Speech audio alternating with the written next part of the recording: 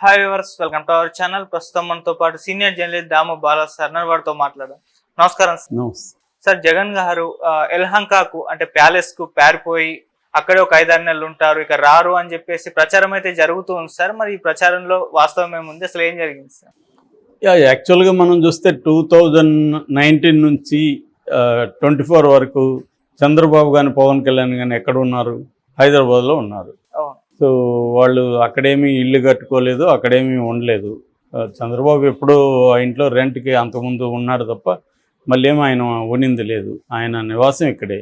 So ఇప్పుడు జగన్ విషయానికి వచ్చేసరికి తెలుగుదేశం మీడియా ఇతను అక్కడ ఉండడు, హైదరాబాద్లో కూడా ఉండడు, ఎందుకంటే హైదరాబాద్లో రేవంత్ రెడ్డి ప్రభుత్వం ఉంది కాబట్టి ఇక్కడ ఇబ్బందులు ఉంటాయి, అందుకని బెంగళూరులో యలహంక అనే ఒక మన హైదరాబాదు బెంగళూరు రూట్లో ఉంటుంది అనమాట, బెంగళూరు అవుట్స్కట్స్లో.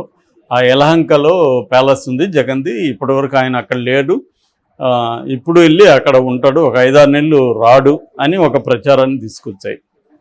ఇందులో నిజముందంటే నిజమైతే నాకేం కనిపించలేదు, ఎందుకంటే జగన్ ఆల్రెడీ డిక్లేర్ చేశాడు నేను తాడేపల్లిలోనే ఉంటానని. సో అక్కడే వాళ్ళ ఇంట్లోనే ఆఫీస్ కూడా ఉండేట్టుగా చేశారు. అంటే అక్కడే ఆఫీస్ కూడా ఆయన పెట్టుకున్నారు ఇంట్లోనే. ఇంతకుముందు సపరేట్గా ఉండేది, ఇప్పుడు అక్కడే క్యాంప్ ఆఫీసులో ఉండేది, ఇప్పుడు తన ఇంట్లోనే ఆఫీస్ పెట్టుకొని అక్కడే కలవడం అని చేస్తున్నాడు. అట్లాగే నేను ఓదార్పు యాత్ర కూడా చేస్తాను త్వరలో. ఎవరెవరు ఎక్కడెక్కడ తెలుగుదేశం దాడుల్లో గాయపడ్డారు, చనిపోయారు, కొంతమంది ఓడిపోయిన దానివల్ల కొంతమంది చనిపోయారు, ఇక్కడంతా నేను తిరుగుతానని చెప్తున్నాడు. సో ప్రజలు నాకు ఇంకా పాదయాత్ర చేసిన నాటి సత్తువ ఉందని కూడా చెప్తున్నాడు. అట్లాగే అసెంబ్లీకి కూడా ఇప్పుడంటే మొన్న స్పీకర్ని ఆయన్ని అయ్యన్న పాత్రను ఎన్నుకోవడం ఇష్టం లేక రాలేదు, రెగ్యులర్గా అయితే మేము వస్తామని చెప్తున్నారు. వస్తాము, వాళ్ళు మనకు ఎట్లాగూ ఛాన్స్ ఇవ్వరు, అది అంతా చూద్దాము, చూసిన తర్వాత మనం ప్రజల్లోకి వెళ్దాం, ప్రజల తరఫున పోరాడదాం. ఇది ఒక రకంగా మనం కొత్త ప్రభుత్వం కాబట్టి ఒక 6 నెలలు టైం ఇద్దాం అనేది జగన్ మాట్లాడాడు. సో ఇక్కడ ఇప్పుడు అసలు ఎందుకు అతను పారిపోతాడని, అతని మీద అప్పులోళ్ళంతా దాడులు చేశారని, కాంట్రాక్టులు బిల్లులు రాలేదని, ఇలా రకరకాలుగా పుకార్లు క్రియేట్ చేస్తున్నారు. అంటే ఇక మీదట ఇవన్నీ రోజు కామన్గా ఉంటాయి, జగన్ మీద రోజు ఒకటి క్రియేట్ చేస్తూ ఉంటారు వీళ్ళు. నిజానికి అట్లేమీ వీళ్ళు క్రియేట్ చేసినవి ఏమీ జరగలేదు. అయితే విత్ ఇన్ ద వైసీపీ కేడర్లో కానీ లేకపోతే జనరల్గా అబ్జర్వ్ చేసే వాళ్ళల్లో కానీ ఒకటి ఏమి వినిపిస్తుందంటే కంపారిజన్. చంద్రబాబుతో జగన్ ఎప్పుడు కంపేర్ చేస్తూ ఉంటారు, ఎందుకంటే ఉన్నది వాళ్ళిద్దరూ ప్రధానమైన పొలిటికల్ పార్టీ లీడర్స్ కాబట్టి వాళ్ళిద్దరిని కంపేర్ చేస్తుంటారు. కంపేర్ చేస్తున్నప్పుడు ఇదే విధంగా తెలుగుదేశం వైసీపీ ఆఫీసుల మీద దాడులు చేస్తుంది, వాటిని కూలగొడుతుంది. ఆల్రెడీ తాడేపల్లిలో ఆఫీసుని కూలగొట్టింది, విశాఖలో నోటీసులు ఇచ్చింది, కూలగొడతానంటుంది. తర్వాత అనంతపూరు, కర్నూలు, ఇలాగ 26 ఆఫీసుల్ని కూలగొట్టే కార్యక్రమంలో ఉన్నారు. ఇదే మనం కానీ రివర్స్లో ఆలోచిస్తే ఒక్క వేదిక కూలగొడితేనే భయంకరమైన గోల చేయగలిగింది తెలుగుదేశం పార్టీ. కానీ కోర్టులకు వెళ్ళాడు చంద్రబాబు, దాని మీద మొత్తం రాష్ట్ర వ్యాప్తంగా ఆందోళన చేశారు, అవేమీ కనబడలేవు వైసీపీలో. ఊరికే ఒక ప్రకటన ఇచ్చేశాడు జగన్, మిగతా వాళ్ళు కూడా ఏదో ప్రెస్ మీట్లు పెట్టి మాట్లాడుతున్నారు తప్ప దీని మీద ఆందోళన చేయడం కానీ, కోర్టులకి ఈ పార్టీకి స్టేజ్ ఇచ్చి ఉండేవాళ్ళు. చంద్రబాబు అయితే అర్ధరాత్రి స్టేజ్ ఇచ్చేవాడు. నేను చాలాసార్లు కంపేర్ చేస్తూ ఉంటాను చంద్రబాబుని జగన్ని. అంటే సపోర్ట్ సిస్టమ్స్, నువ్వు బలహీనంగా ఉన్నప్పుడు, నువ్వు ఓడిపోయినప్పుడు, నీకు అధికార వ్యవస్థ అండలేనప్పుడు నువ్వు ఎంత స్ట్రాంగ్గా నీ ఎనిమిని లేదా నీ అపోనెంట్ని ఎదుర్కొంటావు అనేది దేని మీద డిపెండ్ అయి ఉంటుందంటే నీకున్న సపోర్ట్ సిస్టమ్స్ మీద డిపెండ్ అయి ఉంటుంది. సపోర్ట్ సిస్టమ్స్లో ఒకటేమో నీ కులము. ఆంధ్రప్రదేశ్లో కులం అనేది బాగా సపోర్ట్ సిస్టమ్. అంటే రేపు వాళ్ళకి డబ్బులు కావాలన్నా లేకపోతే ఇంకొక సర్కిల్ కావాలన్నా వివిధ వ్యవస్థలలో ఉన్న మనుషులైనా కుల ఆధారంగా ఆర్గనైజ్ అవుతారనమాట. సో అది స్ట్రాంగ్గా కమ్మ సామాజిక వర్గానికి స్ట్రాంగ్గా ఉంటుంది రెడ్డితో పోలిస్తే.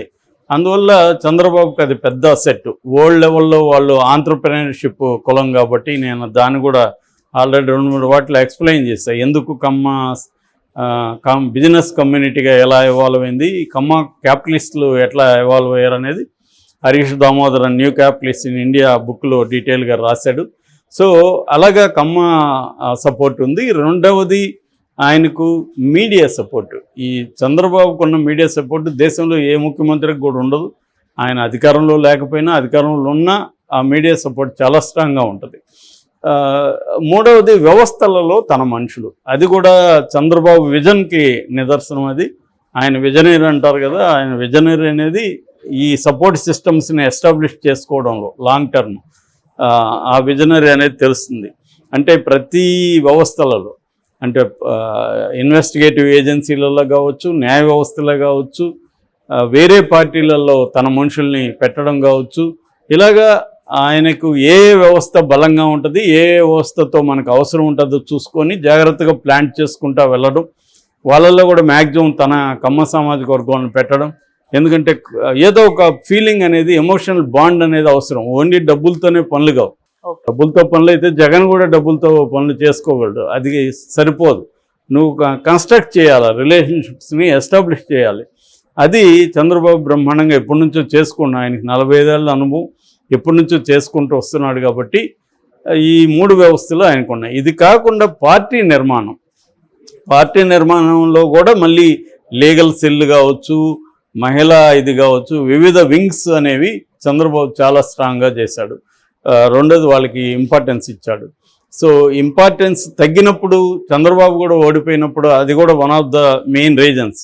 ఆయన కూడా ఒప్పుకున్నాడు, నేను ప్రభుత్వాన్ని నడపడంలో, అభివృద్ధికి సంబంధించిన ఆలోచన చేయడంలో పూర్తిగా కేటాయించాను, కానీ పార్టీని కేడర్ని పట్టించుకోలేకపోయానని చెప్పాడు.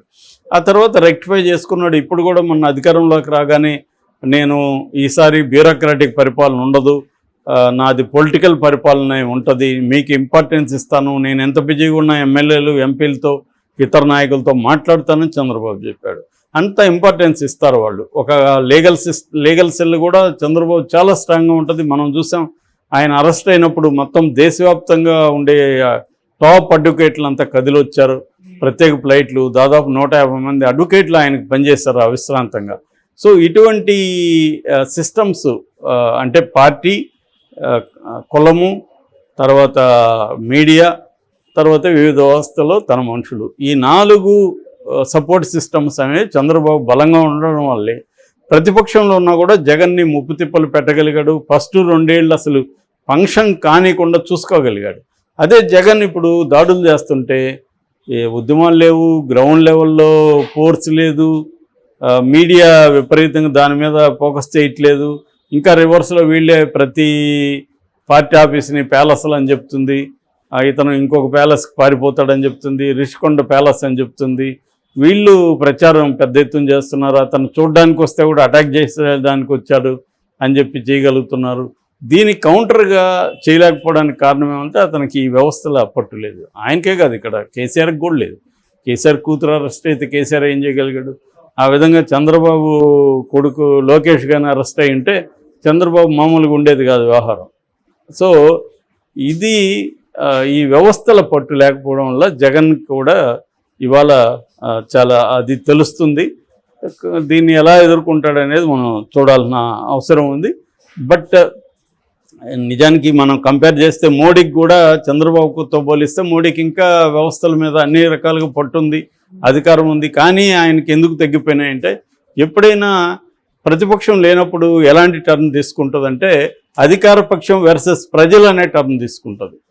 సో అట్లాగే మోడీకి కూడా మోడీ వర్సెస్ ప్రజలు అనే టర్న్ తీసుకునింది. కూటమి కూడా దాన్నే ఫోకస్ చేసింది.